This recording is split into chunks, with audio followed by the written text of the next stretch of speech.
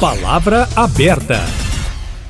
8h24, o Papa Leão XIV vai rezar amanhã pela primeira vez a oração Regina Coeli, do latim, Rainha do Céu, prece comum no tempo de Páscoa. Será ao meio-dia pelo horário de Roma, 7 da manhã pelo horário de Brasília. A oração é comum nas manhãs de domingo, é feita da sacada da Basílica de São Pedro. Pessoas do mundo inteiro, principalmente turistas, acompanham este momento. Antes da oração, o Papa deve fazer uma homilia, uma reflexão sobre o Evangelho do domingo e saudar quem estiver na praça em diversos idiomas. Mas, oficialmente, o pontificado de Leão XIV começa dentro de uma semana, no domingo, dia 18. Robert Prevost, de 69 anos, é natural de Chicago, nos Estados Unidos, mas viveu quase 2 décadas no Peru, onde foi escolhido bispo. Por 13 anos foi o prior geral da Ordem de Santo Agostinho. Isso significa que ele era responsável pelos agostinianos no mundo inteiro, o que permitiu que ele viajasse para vários países, inclusive o Brasil. Como cardeal, foi nomeado pelo Papa Francisco em 2023, sendo transferido para o Vaticano. Robert Prevost foi eleito na última quinta-feira em um conclave que durou 24 horas para suceder Francisco. Para debater o futuro da Igreja Católica e o que esperar do novo papado, Eustáquio Ramos, que está direto de Roma, e eu, Kátia Pereira, conversamos agora no Palavra Aberta com o Rodrigo Coppi Caldeira, que é coordenador do Departamento de Pós-Graduação em Ciências da Religião e chefe do Departamento de Ciências da Religião da PUC Minas.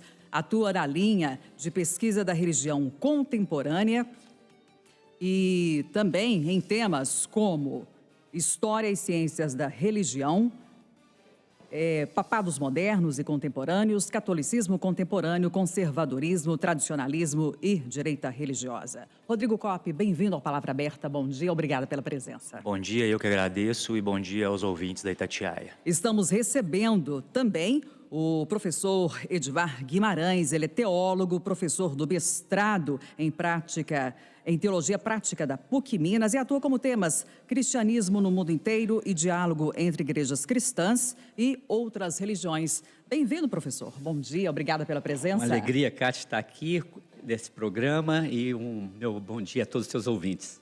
E o meu bom dia também para Eustáquio Ramos, direto do Vaticano. Olá, Eustáquio, bem-vindo ao Palavra Aberta deste sábado.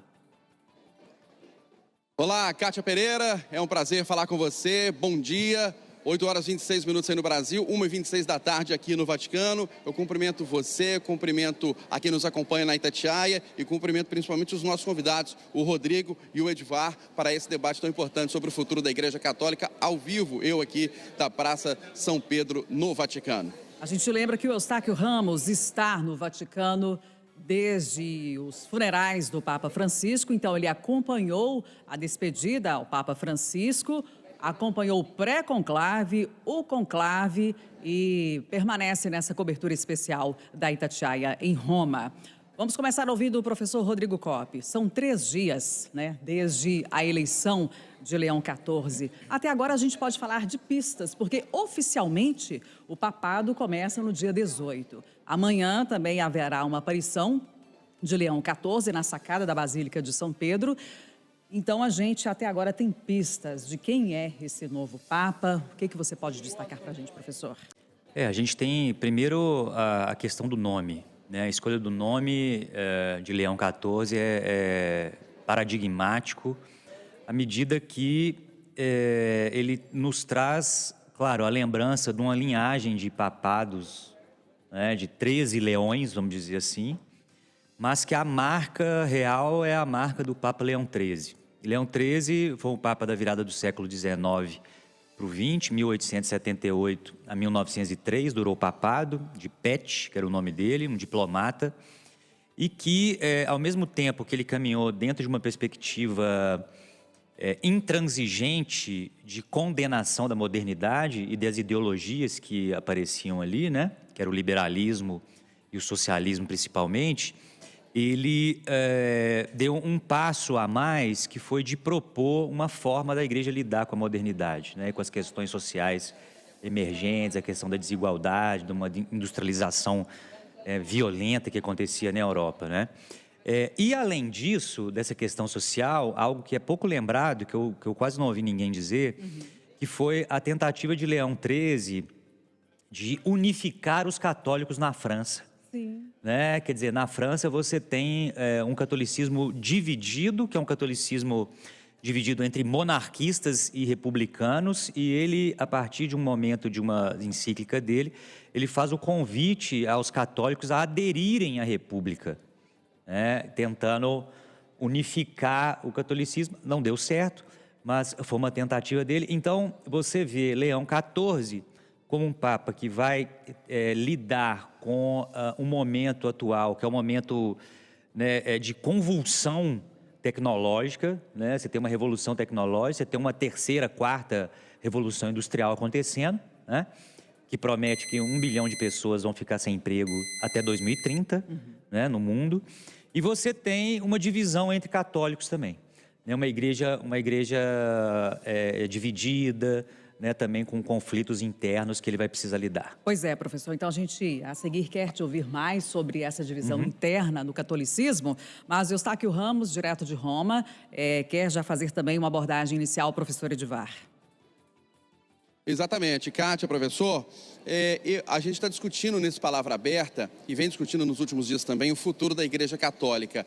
E aí eu queria perguntar para o senhor, esse futuro, esse desenvolvimento da Igreja Católica, ele tem mais a ver com a religião, com a fé, com a espiritualidade, ou com os posicionamentos da Igreja em relação a temas polêmicos, como casamento entre pessoas do mesmo sexo, casamento de padres, a presença maior da mulher na igreja, a questão da migração, temas espinhosos, temas polêmicos. Isso vai dizer muito sobre o futuro da Igreja Católica?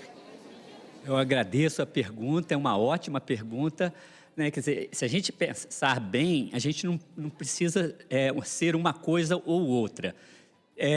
Há uma demanda de espiritualidade, né, de experiências profundas que unificam a nossa vida, que traz horizonte de esperança, de felicidade, de ânimo para enfrentar os altos e baixos da vida, que é próprio do ser humano. Então, nesse sentido, a igreja ela tenta sempre responder a esse vazio, a essa sede, vamos dizer assim, do ser humano, na sua busca, né, de realização, de felicidade.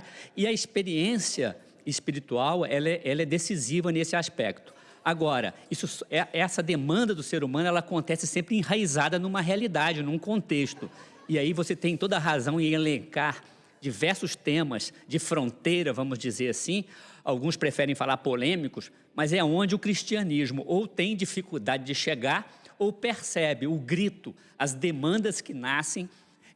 Vamos comentar alguns desses. Por exemplo, a questão hoje da igual dignidade de gênero da mulher, né, na igreja. Hoje a maioria das comunidades são coordenadas ou contam, né, com a atuação de mulheres, e essa discussão ela vem sendo feita ao longo do magistério do Papa Francisco e continuará como uma demanda de respostas. E aí a gente poderia passar cada um desses temas, e que é um desafio, sim, para a igreja na contemporaneidade evangelizar e estar presente nessas demandas do homem contemporâneo, da mulher. Inicialmente, professor Edivar, a gente falou aqui, né, de pistas que Leão XIV tem dado, e uma delas seria de que ele seria menos carismático, talvez, que o Papa Francisco. Diante desse entendimento até agora, como que isso pode afetar o debate de temas como esses? Olha, Kátia, é claro que nós estamos agora, todos nós, aproximando dessa imagem do Papa Leão XIV, né? Ele ainda então era, para a maioria de nós, um ilustre desconhecido, né? Que vai se tornando agora, chegando na nossa casa, na nossa mente, no nosso contato. Agora, se a gente compara com os últimos pontificados, você vai ver um João XXIII, um Papa João Paulo II e um Papa Francisco que imediatamente passa uma simpatia e um contágio imediato de uma personalidade assim que aproxima. E você tinha um Paulo VI, com as suas diferenças aqui, né, que eu estou falando, um Bento XVI, que eram talvez um pouco mais tímidos ou que mais contidos, etc. E ao que eu venho lendo e percebendo nas falas, o Leão XIV também, ele se aproxima talvez mais de uma pessoa mais simples, mais vamos dizer assim, mais discreta do que essa imediata efusão que contagia, ainda mais nós mineiros que gostamos do papear, da proximidade. Mas é uma questão de tempo, porque a gente também vai conhecer a personalidade dele agora, nesse cargo que ele assume, nessa responsabilidade que é planetária, né? Eustáquio. Eu queria voltar, Kátia, a palavra ao professor Rodrigo, perguntando o seguinte: a gente tem um novo Papa que é americano, mas ele teve forte atuação, principal atuação durante muitos anos no Peru, na América do Sul. Inclusive, ele tem cidadania peruana. Ontem, na entrevista coletiva dos cardeais, o Dom Odilo Scherer, cardeal de São Paulo, disse que o novo Papa é mais peruano do que americano. Enfim, ele é americano. E temos um presidente, Donald Trump, que tomou posse recentemente, que tem posições muito controversas. E Robert Provest não era o candidato, entre aspas, preferido de Donald Trump. Na sua opinião, professor, há um temor ou há a possibilidade de muitas influências, tentativas de influências políticas internacionais, especialmente dos Estados Unidos, nas ações da Igreja Católica? Porque, entre outros temas controversos em relação a Donald Trump, está a questão da migração. O senhor acha que pode haver influência, interferência? O Prevost, ele é norte-americano, sim, né? Faz parte da sua biografia. Agora, essa entrada, né, a partir do Peru, ele é muito multivalente, né? Ele estava ali com o pé no chão da paróquia, com as pessoas, etc. O contato um pastor, direto. né, Rodrigo? Um pastor e, ao mesmo tempo, com experiência da cúria, né? Então, é impressionante como que a igreja consegue, no momento específico ali, pensar, né, um cardeal para aquele momento com aquelas características. Em relação à política mundial, em relação ao presidente Trump, claro, a instituição religiosa, além de ser uma instituição religiosa, ela é uma instituição política, à medida que ela também é um Estado, né, e o Papa também é representante de um Estado. E aí você tem, sim, essas influências, mas eu não acredito que vai haver uma tentativa de influência de Trump. Eu acho que o Papa Leão XIV, ele vai ser uma pedrinha no sapato, né, vamos dizer. Mas não me parece também alguém que vai puxar um conflito, né? Ele está ali para exatamente colocar a palavra da igreja e colocar os atores em diálogo, né, me parece. Muito mais em busca de um consenso, de pensar os dilemas atuais, principalmente. Esse é um dilema, né, muito, muito profundo, que é a questão da imigração, né? Então, é para colocar em diálogo e não, na verdade, em conflito. Então, imagino que ele vai evitar. Não é um Papa como foi João Paulo II, que ali, quando ele foi escolhido, depois de João Paulo I, ele entrou num momento geopolítico muito específico, que era o final, a queda da União Soviética. Então, você não teve um Papa norte-americano, mesmo com o pé em outro país, naquele momento, porque você vivia a Guerra Fria, né? E ali demonstraria um pouco, não traria bons sinais para a antiga União Soviética. E ali o João Paulo II, ele teve um papel de empurrar a União Soviética para o abismo, né? Deu mais um empurrinho, tinha ali Reagan, Margaret Thatcher, e o João Paulo II entrou ali no contexto maior de dar um empurrãozinho para acelerar, vamos dizer, a queda. Então, eu acho que Trump vai passar e o Leão XIV vai continuar, né? Tende a ser um papado longo. Sim, exatamente. Principalmente considerando aqui, é claro que existe o imponderável, né, Rodrigo? Claro, né? Óbvio. Mas aos 69 anos de idade, ele teria aí um papado longo. Voltando a palavra aqui para o Edivar Guimarães, a gente precisa destacar aqui que Robert Prevost, né, foi escolhido pelo Papa Francisco para um cargo importante na Igreja Católica, né? Tanto é que ele precisou sair do Peru para ir para Roma. O que significa isso? Olha, você tocou também numa questão que tem trazido um enraizamento das falas esperançadas sobre esse novo bispo de Roma, né, que assumiu o magistério petrino. Eu penso que o que até então nós conhecemos do trabalho dele no Peru, e aí eu concordo com o professor Rodrigo, quando ele fala que era alguém que se aproximou de realidades humanas muito carentes, né, de dignidade. E isso marca uma pessoa. Quando você se aproxima e escuta, né, e atende essas realidades, e tem saído aí vários testemunhos de pessoas que revelam essa proximidade.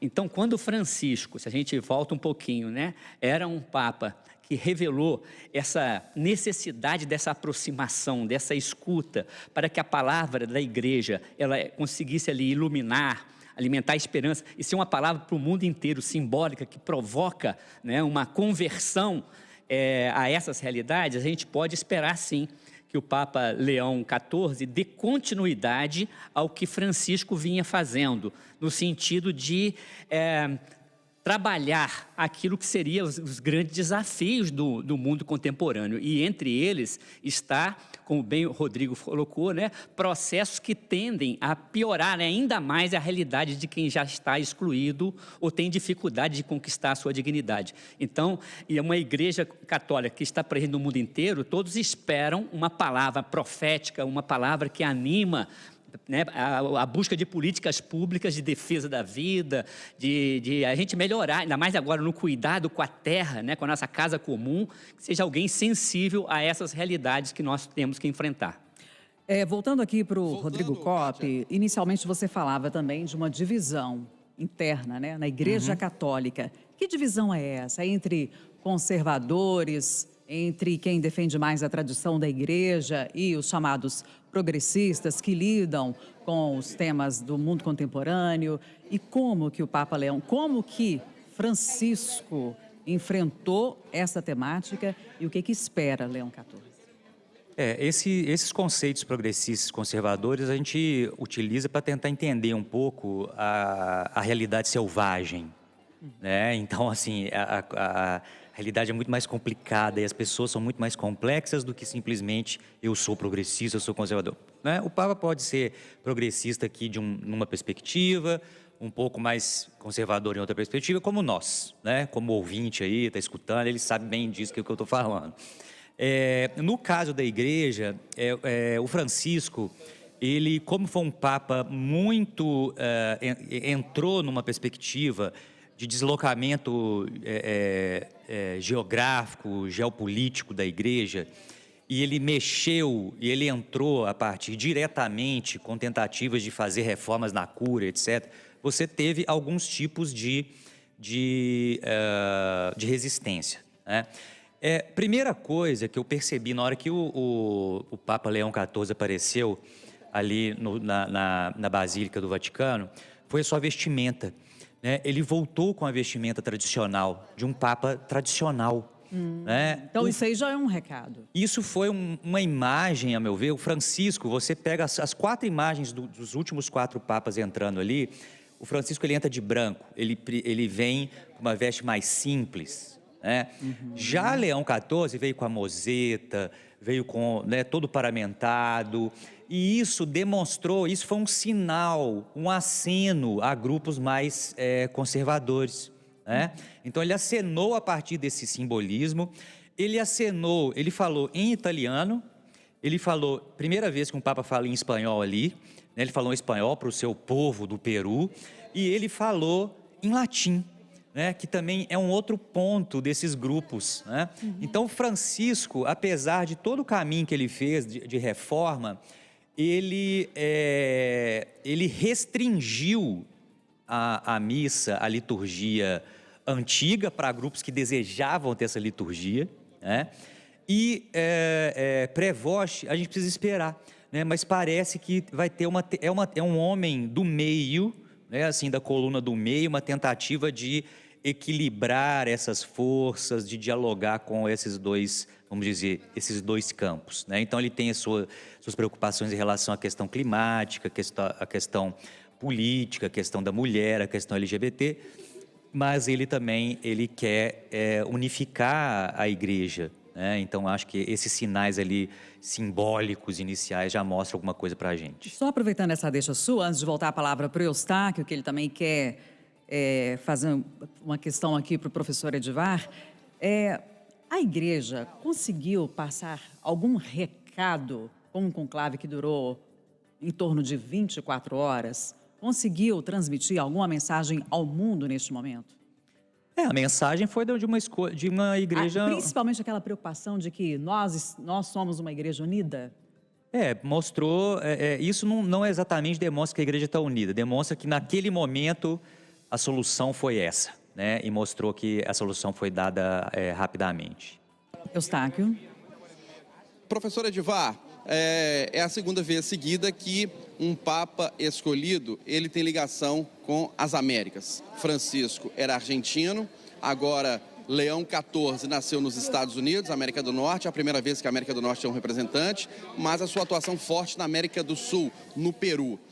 Isso significa que esse lado do mundo, especialmente a América Central, América Latina, América do Sul, terá uma atenção especial do novo Papa ou não? Serão olhos globais, principalmente em relação à pobreza extrema na África, aos países em guerra.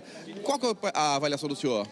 Olha, a minha avaliação é que isso dá um indicador de que a América Latina, de fato, ela tem uma importância na densidade de número de cristãos católicos e ela hoje concentra, né, essa atenção, né? O Francisco brincava, né, eles foram buscar um Papa do fim do mundo. Isso passou a ser ali toda uma leitura, né, convidativa a todos os cristãos católicos. Será que nós estamos ainda excluindo as Américas, né? E se a gente pega em termos de América Latina, durante muito tempo, nós somos caracterizados como terceiro mundo, né?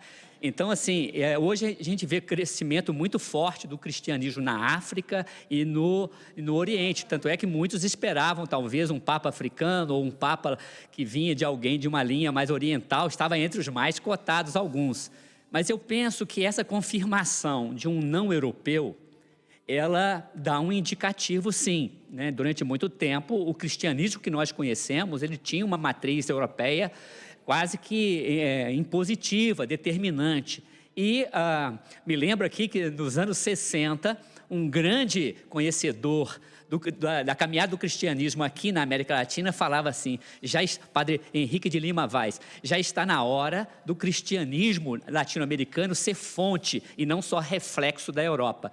Se a gente pega o magistério de Francisco, ele teve originalidade muito latino-americana, né? E eu acho que a gente pode esperar, sim, que um Papa que tem ali um enraizamento religioso, cultural, num Peru, que ele traga marcas decisivas para o magistério petrino nesse contexto que hoje a internet, né, universaliza, mas que pode sim contribuir para respostas a um cristianismo mais próximo, que toca a corporeidade, aos gritos dos pobres e ao grito da terra. Professor Rodrigo Coppe, a gente já caminhando aqui para as considerações finais deste Palavra Aberta, olhando para o futuro, olhando para o futuro e pensando também em desafios.